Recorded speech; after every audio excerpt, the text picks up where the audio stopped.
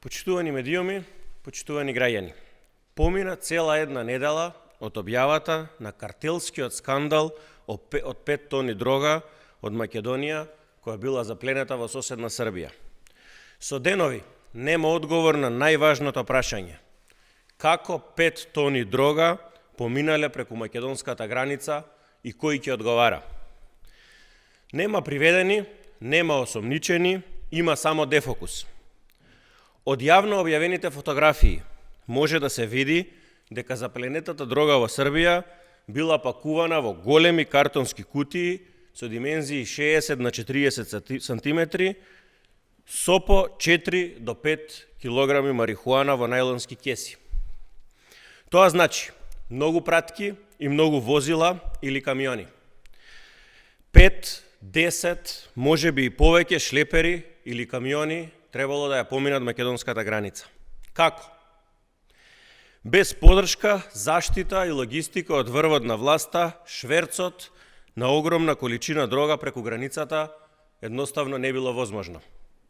Од Скопје до Табановце има 48 километри со гранична и царинска контрола. Каде се камерите на Сейф Сити? Каде е полицијата? Каде се екипите на мобилна царина? Каде се контролите?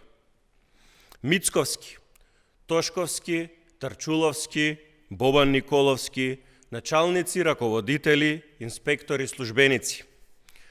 Кој се е вмешан и кој дозволил 5 тони дрога да поминат преку граница?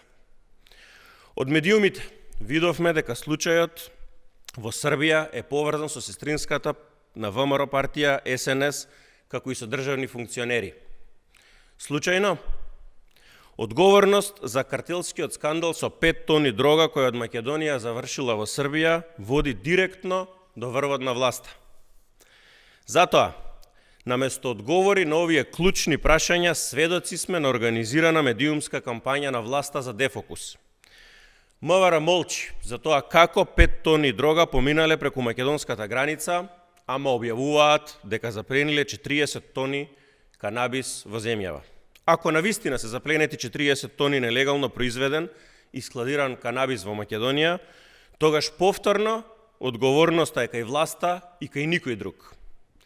Затоа што дозволиле нелегално да се произведува и складира марихуана во изминативе 2 години. Кои инспекции затаиле? МВР, здравство, земјоделие или инспекциите? Фактите се јасни. Одговорност мора да има за картелскиот скандал со дрога од прв до последен. А тоа значи директно до врвот на власта. Не дефокус и не други лажни прашања. Кој дозволил со неколку шлепери да поминат 5 тони дрога низ државата, низ царина и полиција се до Србија? Ви благодарам. Повелете со прашање. Ви благодарам.